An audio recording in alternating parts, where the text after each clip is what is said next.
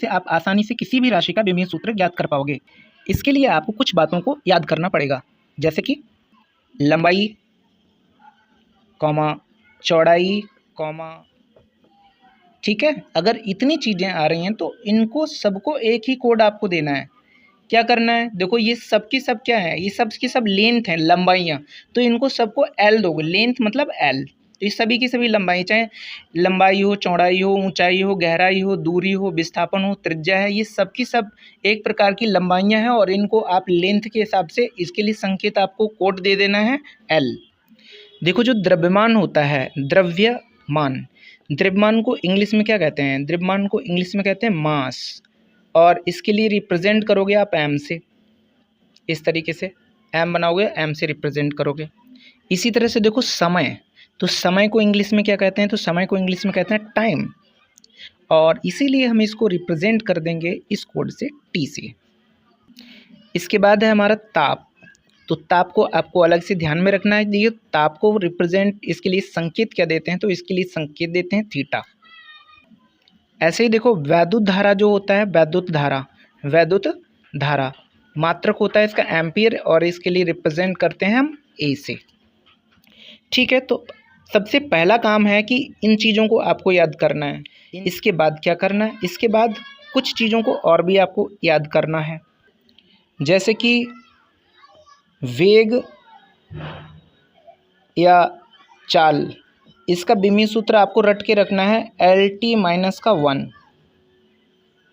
इसी तरह से त्वरण का विमीय सूत्र आपको रट के रखना है LT-2।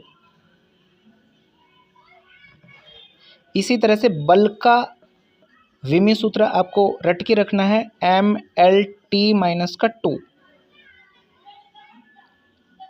किसी भी ऊर्जा को, जैसे कि ऊर्जा हमारी कौन सी हो सकती है, कोई ऊर्जा हो, जैसे कि गतिज ऊर्जा है, स्थितिज ऊर्जा है, तो उनके लिए आपको ML2T-2 लेना है, ML2T-2 लेना है। अच्छा, ये विमीय सूत्र आपको रट के रखना है। अब आपको एक और चीज़ पता होना चाहिए, आपको पता होना चाहिए इसका क्रम कि जो विमीय सूत्र होता है उसका क्रम क्या होता है। देखो M के बाद L के बाद T के बाद देखो थीटा भी आ सकता है और A भी आ सकता है। ठीक है, तो देखो विमीय सूत्र प्राप्त करने के लिए आपको बहुत कुछ तैयार नहीं करना है, आपको सिर्फ क्या करना है, ये जितने भी कोड हैं हमारे ये तैयार कर लीजिए, और आपको क्या करना है कि ये चीज़ें आपको रट के रख लेना है। कि इसके अतिरिक्त आपको जिस राशि का विमीय सूत्र ज्ञात करना है उसका फार्मूला पता होना चाहिए। अगर फार्मूला नहीं पता है तो भी आप विमीय सूत्र नहीं निकाल पाओगे। चलिए ठीक है, मैं अपनी इस ट्रिक को अप्लाई करके आपको दिखाता हूँ। ठीक है, सबसे पहले हम देख लेते हैं कि वेग का हम किस तरीके से निकालेंगे। तो वेग होता है हमारा विस्थापन बटे समय, विस्थापन बटे समय।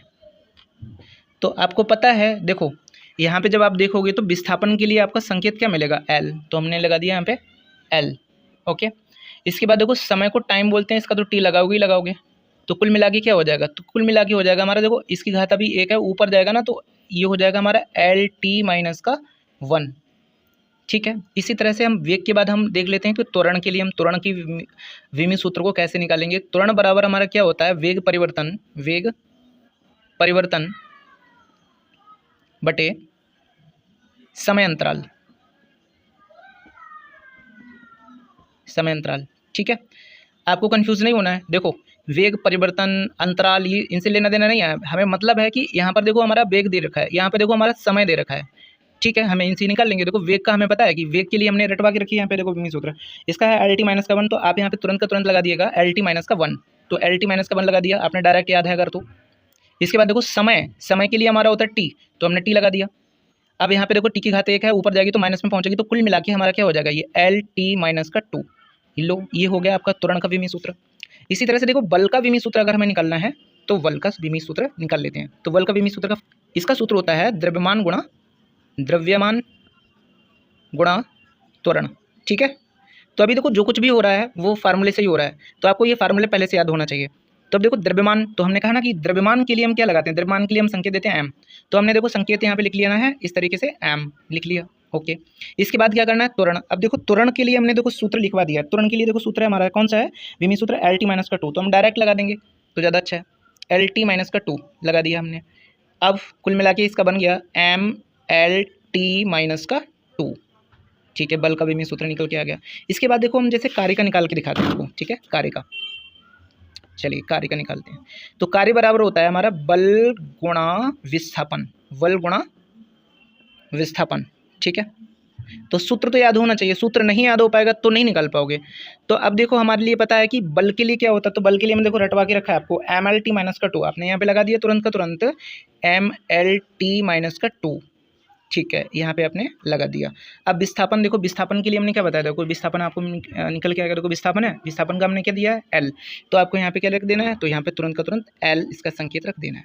तो कुल मिला के हमारा क्या बन जाएगा, ठीक है, तो कुल मिला के क्या बन जाएगा यहाँ पर m l square t minus का 2, ठीक है। तो ये विमी सूत्र किसका हो गया, तो ये विमी सूत्र हो गया हमारा कार्य का, ठीक है। इसी तरह से देखो चलो हम गतिज ऊर्जा का निकाल के देख देते हैं यहाँ से, गतिज ऊर्जा। तो गतिज ऊर्जा के लिए देखो हमारा सूत्र होता है half m v square, m v square. तो देखो जब भी आप विमी सूत्र निकालते हैं तो इन संख्याओं का कोई रोल नहीं होता है इनमें, तो इनके लिए तो आप निगलेक्ट मान के चलिए एकदम। तो अब एम है, एम हमारा द्रव्यमान है, द्रव्यमान को मास यानी कि एम से प्रेजेंट करेंगे। और बी का हमें पता है बी क्या चीज़ है, तो वी हमारा वेग है, तो वेग के लिए हम क्या लिखेंगे एल टी माइनस का 1। तो एल टी माइनस का 1 ऊपर से इसका स्क्वायर भी है तो स्क्वायर लगा लेते हैं। तो कुल मिला के कितना हो जाएगा m l square t minus का 2। तो ये फार्मूला हमारा किसका हो गया, तो ये फार्मूला हो गया हमारा गतिज ऊर्जा का।